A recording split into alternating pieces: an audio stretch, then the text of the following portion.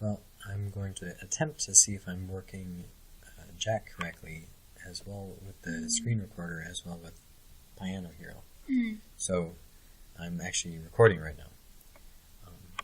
So Hello world. That's my wife, Amber.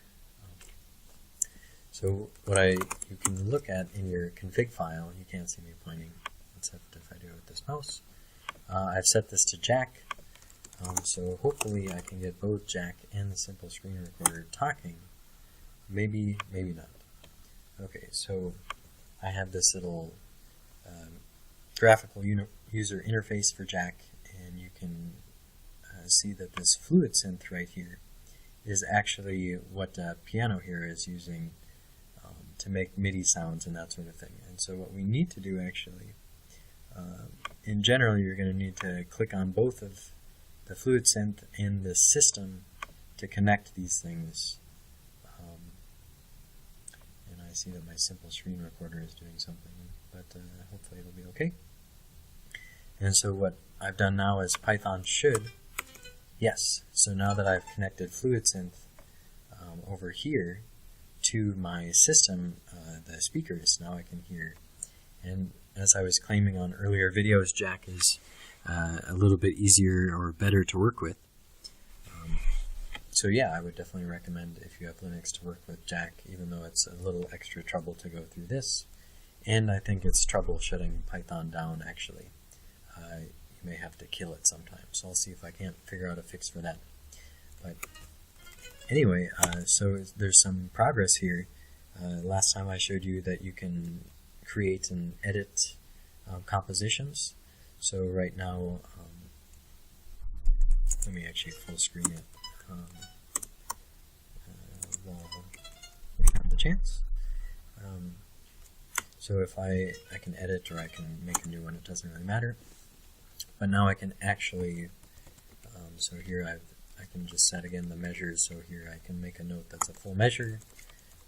Let me make a chord, a C chord, and then I can do something strange. Maybe I currently can't delete. Oops, sorry. I can't delete these guys. But I can add them, and now if I press play with spacebar, it's playing this very strange and interesting piece, whatever, and you can kind of do annoying things to bug people, however you want to do it. So and it's all fairly nice and compact. If you reset it, it'll shut all the MIDI channels off and that sort of thing. Yeah, so that's kind of the latest and greatest there on the edit. But now if I say return, I go to the main menu. And now let's revisit an old classic, the Fish Polka. And I just wanted to share this with you because I've run into something interesting, to say the least. As you can see, I'm not actually playing the keyboard, I'm letting the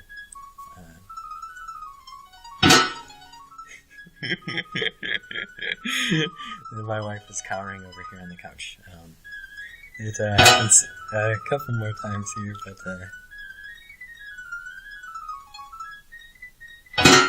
okay, so that is the Fish Polka, and there's some bugs. I'm not sure what's going on inside the code just yet, but just like our infinite notes, enough, guts and gusto, and you can figure it out. So yeah, so that's kind of all the update that I wanted to share with you today, except for the fact that we may need to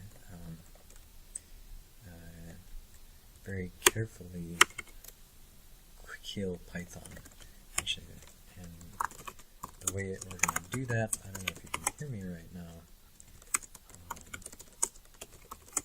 so I have to do it from the command line. Okay, so I had to kill Python from the command line, and I had to get into a different terminal screen because I was in full screen. So there's some strange things that I'm hoping to figure out also with kind of closing off this fluid synth, is how you get to the MIDI files and that sort of thing.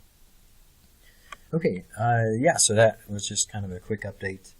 glad, hopefully I'm getting Jack to work right now, and if not, there will be more, I don't know, videos on it, or maybe some text or something. Anyway, that's all for now. Just wanted to share some ghosts in the machine with you, and that's it.